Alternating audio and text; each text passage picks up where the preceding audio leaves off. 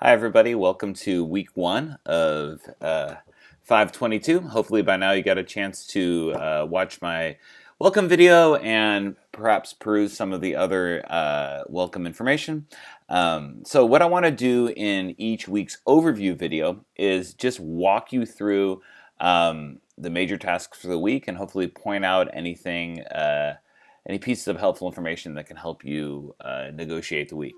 So the way that I'm going to be structuring each week is the following. On Friday, so today or next Friday, you are going to receive an email overview and a video overview for the following week. And I'm going to push that out on Friday because hopefully it's going to give you a chance to just get a preview of what we're going to be going at. Maybe you want to start a little bit early. I know we're all really busy as teachers during this pandemic, and we have a lot of balls in the air. So I wanted to make sure I got that out to you early. So the introductory email and video you're going to get each week is here in front of you. And as you notice, the first thing I'm going to do is, after a general introduction, just give you a summary of those tasks. And then I'm going to give you a piece of advice to help you negotiate that week. Now, you have to go to the Blackboard module to get all the information. I didn't want to put it in too many places. I wanted this email just to be a reminder, a little heads up of what you're going to have that week, where all that information can be found in that week's module in Blackboard. I didn't want you to be confused with where I go for links and anything. The purpose of this email is just to pre-train you cognitively about what you got coming up this week. So, for example, if I looked at this, I would say, okay, I need to watch an instructor overview video. There's going to be 6 articles and videos for me to read. If I can't access any of these links, email Ramsey.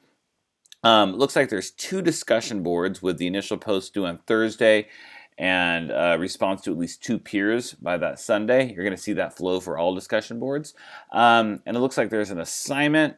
And I did provide a link here, and I'll talk about that in a moment. And then some advice for that week.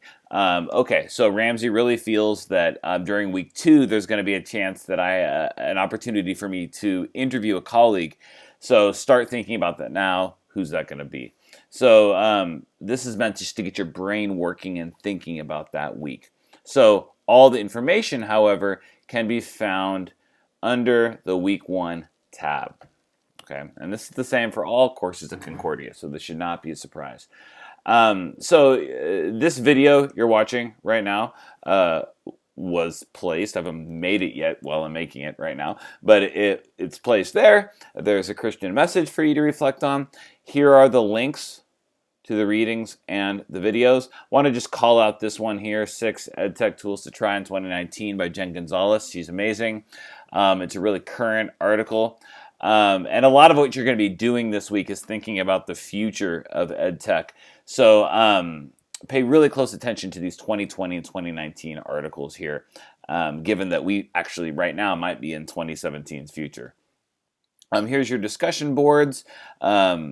You click on those. This first one is going to be about future predictions in educational technology. And the second one is going to be about you, introducing yourself to all of us. I already did that in the introduction, the weekly introduction here, where you have a video introduction, and you also have links to my personal blog and information about my my career as an educator. But you're going to be doing that in discussion board 2. That's going to be the introduction to you. Now, the way I deal with discussions, I'm going to be in there frequently responding to your discussions and interacting with you, and I really value it as a space for me to see it as less a box for you to check off and more a really valuable place for us to interact, given how asynchronous this class is. So I'll be in there. You'll see me often replying to you and to colleagues and commenting on things and providing links. So it's a really exciting place for me to learn as an educator as well. So those are the 2 discussions you got. Our first assignment here, you're going to make a Goodreads account. Check out the instructions here. Goodreads is a sort of an intranet on Amazon that allows us to create a group and talk about books we're reading.